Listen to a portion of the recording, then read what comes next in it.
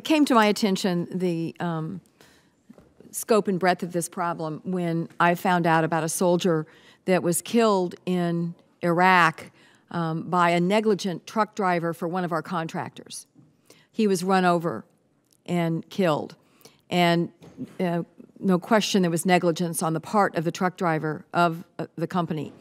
There was a lawsuit brought by his family to try to have their day of justice in the United States. And this contractor fought jurisdiction and refused to submit to the jurisdiction of the United States of America, even though they were being paid by the United States of America and had killed one of our soldiers through their negligence. That obviously irritated me, made me angry, but I'll tell you what really killed me is we kept doing business with him. We kept doing business with him. And so that's when I realized we had a real problem with suspensions and debarment. And the Contracting Commission, obviously the War Contracting Commission, looked at this extensively. And it seems to me, and if anybody disagrees with any of these four reasons, I'd love to get your input, that suspension and debarment officials are afraid of litigation, that it's second, too much trouble, that third, some of these contractors are quote-unquote too big to fail, and four, it's not clear who's accountable for failure to suspend or ban from contracting. Does anybody disagree with those four as the primary reasons that we are so bad at suspensions and debarments? What about mandatory suspension for criminal activity? The War Contracting Commission backed off of this recommendation. I think deterrence for other contractors is really important. And I understand that it allows leverage to get better behavior out of contractors. But shouldn't we, just as a matter of character of our nation, say, if you're indicted, like Halliburton was for bribery in Africa, if you're indicted for criminal activity in connection with your government contracting activities, that you're done with us?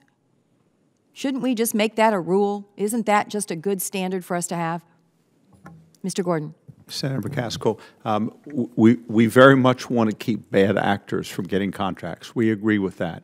But if we, and there are, as Mr. Woods pointed out, there are mandatory triggers, statutory violations, the Clean Air Act, the Clean Water Act, that do make you ineligible. But it seems to us that it undermines the role of the suspension and debarment official to say, we're taking away your discretion, we're deciding that no matter what you've done to correct the problem, no matter what remedial measures you've taken, you're going to automatically be suspended or debarred. That does not strike us as a good solution. Well, I get the point you're making, Mr. Gordon, but I guess my problem is that criminal activity, and I don't mean just indicted, but convicted of criminal activity in association with contracting. To me, it seems like if we don't send the word out, that if you don't work hard enough on your internal controls, because I get it that, you know, writ large, the company may not know that they have a bad guy working for them in some country across the ocean.